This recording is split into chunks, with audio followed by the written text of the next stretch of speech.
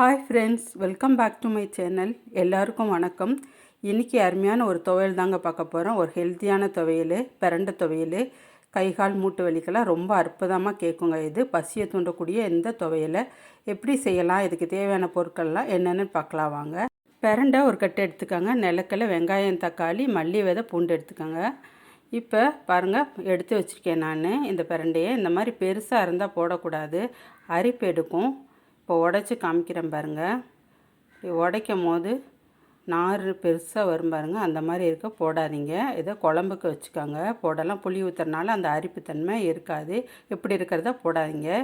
இப்போ ஒத்த கையிலேயே நான் உடச்சி காமிக்கிறேன் பாருங்கள், உடையும். இந்த மாதிரி உடையிற நல்ல பிஞ்சாக எடுத்து வச்சுக்கோங்க. அதில் உள்ள நாரை இந்த மாதிரி எடுத்துக்கோங்க. உரித்து 4 பக்கம் இருக்கிற அந்த நாரெல்லாம் உடச்சி எடுத்துருங்க. இப்படி சின்ன சின்னதாக மெதுவாக 4 பக்கம் உள்ள நாரையும் எடுத்துருங்க. இங்கே பாருங்க, இப்படி தான் வரும். இது இந்த மாதிரி உடச்சி எடுத்துக்கிறலாம். இப்போ எல்லாத்தையும் இந்த மாதிரி உடச்சி எடுத்துக்கோங்க. எடுத்து வச்சுட்டு இப்போ நம்ம இதை வதக்கி துவையல் எப்படி அரைக்கிறதுன்னு பார்க்கலாம் வாங்க. இப்போ ஸ்டவ்வை ஆன் பண்ண போகிறேன். ஆன் பண்ணிட்டேன். இப்போ ஒரு மண் சட்டியாக வச்சுருக்கேங்க, கடாயி. இதில் நம்ம இப்போ உடைச்ச இந்த பிரண்டையெல்லாம் சேர்த்துடலாம். இதை முதல்ல நல்லா வதக்கி எடுத்துருங்க, தண்ணி இல்லாமல். இதுக்கப்புறமா தான் எண்ணெய் ஊற்றி வதக்கணும். நல்லா பாருங்கள், நல்லா சுருண்டு வருது. இப்போ நம்ம எண்ணெய் சேர்த்துக்கலாம். எண்ணெய் சேர்த்துட்டு கொஞ்ச நேரம் நல்லா வதக்கி விடுங்க. நல்லா சுருங்கி வரணும். இங்கே பாருங்கள், இந்த மாதிரி வதங்கி வரணும். இப்போ நம்ம இதெல்லாம் எடுத்துக்கலாம். எடுத்துட்டு இப்போ அதே சட்டியில் மல்லி விதையை சேர்த்துக்கோங்க. நிலக்கடலையும் சேர்த்துக்கிறங்க. 2 காஞ்ச மிளகாய் உங்களுக்கு காரத்துக்கு தகுந்த மாதிரி சேர்த்துக்கோங்க. இந்த மாதிரி போட்டு நல்லா ஃப்ரை பண்ணி எடுத்துருங்க. உங்களுக்கு காஞ்ச மிளகாய் வேண்டாம் அப்படின்னா பச்சை மிளகாய் கூட 1-2 சேர்த்துக்கிறலாம். இந்த மாதிரி நல்லா வதக்கணும். அந்த மல்லி விதை வாசனை வரணும். அந்த அளவுக்கு நல்லா வறுத்து எடுத்துருங்க. இப்போ நம்ம இது கூடவே கொஞ்சம் போல் கருவேப்பிலையை சேர்த்துக்கலாம். காய்ந்த கருவேப்பிலை வறுத்து எடுத்துக்கோங்க.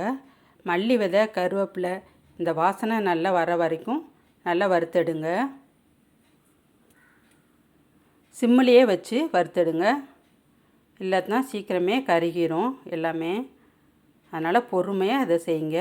இப்போ வறுத்து வதக்கி வச்சுருக்க நம்ம பிரண்டையை இதோடு சேர்த்துக்கிறலாம். 2 பூண்டு பல்லையும் சேர்த்துட்டு வதக்கிடுங்க.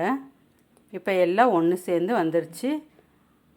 இதை தனியாக நம்ம எடுத்து வச்சிடலாம், ஆறட்டும். இப்போ இன்னொரு சட்டி அடுப்பில் வச்சுருக்கேன். இதில் வெங்காயத்தையும் தக்காளியும் சேர்த்து வதக்கி எடுத்துக்கோங்க. நல்லா தக்காளியும் வெங்காயமும் நல்லா வதங்கணும். இப்போ உப்பு சேர்த்துக்கோங்க. உப்பையும் சேர்த்து நல்லா மிக்ஸ் பண்ணி வதக்கி விட்டுருங்க. அவ்வளோதாங்க. இப்போ இதை ஆற வச்சுட்டு 2ஐயும் சேர்த்து அரைக்க போகிறோம். முதல்ல இதை அரைச்சிக்கிறலாம். இப்போ மிக்ஸி ஜாரில் இதை போட்டாச்சு பிரண்டையை. நான் அதை அரைச்சிக்கிறேன். கொஞ்சம் கொரகொரப்பாகவே அரைச்சி எடுங்க. இதை அரைச்சாச்சு பாருங்கள். இப்போ இது கூடவே வெங்காயம் தக்காளியும் சேர்த்து அரைச்சி எடுத்துக்கோங்க. அவ்வளோதாங்க, சூப்பரான சுவையான பிரண்டை துவையல் ரெடி ஆயிடுச்சுங்க. வாரத்துக்கு 2 முறை இந்த மாதிரி செஞ்சு சாப்பிடுங்க. உடம்புக்கு ரொம்ப நல்லது. தோசை சாதத்துக்கு ரொம்ப நல்லா இருக்குங்க, டேஸ்டியாக இருக்குங்க. இது மாதிரி நீங்களும் வீட்டில் செய்து பார்த்துட்டு எப்படி இருக்குன்னு கமெண்ட் பண்ணுங்கள். இந்த வீடியோ உங்களுக்கு பிடிச்சிருந்துச்சுன்னா லைக் பண்ணுங்கள், சப்ஸ்கிரைப் பண்ணுங்கள். தேங்க்யூ.